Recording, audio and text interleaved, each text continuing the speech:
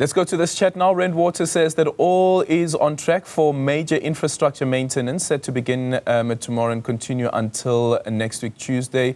Low to no water supply is expected in parts of Gauteng, the Free State, the Northwest, as well as Mpumalanga. Residents are being urged to prepare immediately for the disruption. For more on this, we are now joined by water management expert, Professor Anja Du Plessis. Professor Du Plessis, very good morning to you. Thank you so much for making time for us. I just need some clarification here quickly. So on one end, we're speaking about the maintenance that starts tomorrow that is supposed to end on the 2nd of June. That is next week, Monday. But then we also have another maintenance that is expected to start in June to end in July. What's the difference between the two?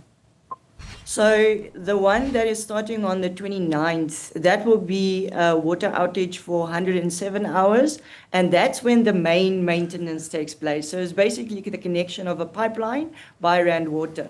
The rest of the maintenance until July is small parts of maintenance on Rand Water's systems and their plants to try and do, whether it be checking valves, inspection, engine rooms, etc. So the main outage will be from the 29th until the 3rd, like you have indicated, right? But then after that, Rand Water will continue to do most of their maintenance, and most of that will then be a water outage or low pumping or low pressure for 10 hours or 12 hours, etc. So the reason why they're trying to differentiate between the two is because the main maintenance of 107 hours is the longest period of where there will be no pumping of water, whereby the other maintenance is very short periods of either low or reduced pumping or no pumping at all. Yeah,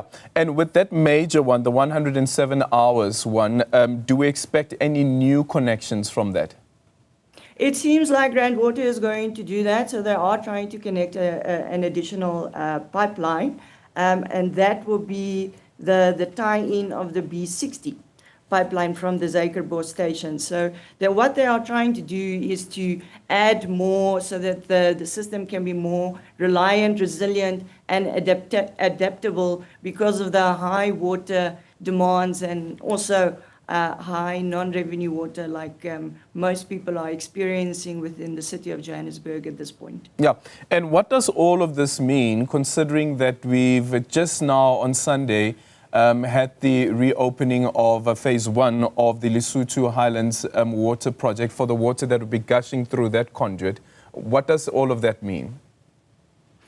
Well, I mean, that is obviously adding more water to the system. But if we look at what is currently happening within the city of Johannesburg, what all of this basically means is that municipalities will have to plan properly, put in contingency measures. They were warned about this 21 days, like Rand Water usually does, according to protocol. So yes, the Lesotho Highlands project, the connection of phase 1, yes, that is good. However, we need to be cognizant of how the water supply works within the system. So Rand Water will be able to, there will be a little more of a buffer. However, they are only able to pump a specific amount of water according to the water use license. But the main problem that we are currently seeing within our municipalities are poor planning and no contingency measures or poor communication, like most people in Alexander Park have been experiencing no water for more than 4 days,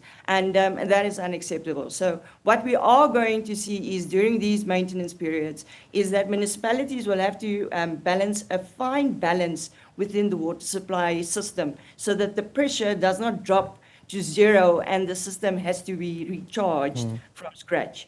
Yeah, and what are our previous experiences around these outages? You've now just touched on the issue around communication. Earlier on, my colleague Nobile Madlala was speaking to residents of Coronationville, and that's one of their issues as well, is that they don't get the necessary feedback and communication that is required for the planning. But then another problem that they raise is with the alternatives that are made available with the water tankers. They speak about the water tankers would go to Slovo Park, which is an informal settlement, and we residents who are paying residents who don't get free water we don't get access to that water, which just for me speaks to, once again, a tension that gets brewed because of a lack of communication between the haves and the have-nots.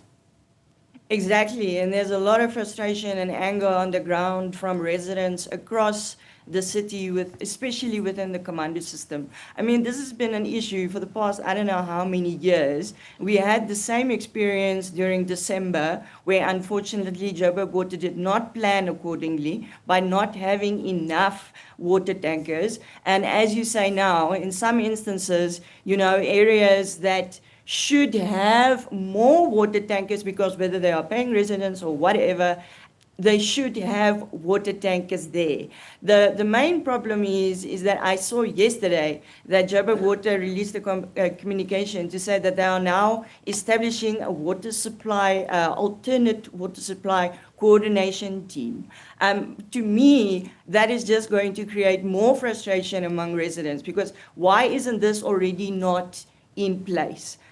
So what I am seeing is quite concerning, especially as we are entering the maintenance phase, but also as we are going into the next summer season with increased temperatures, if this type of management continues, we are going to sit in for a painful time, especially areas that are quite vulnerable, like the commando system. Yeah, what's your message then to municipalities?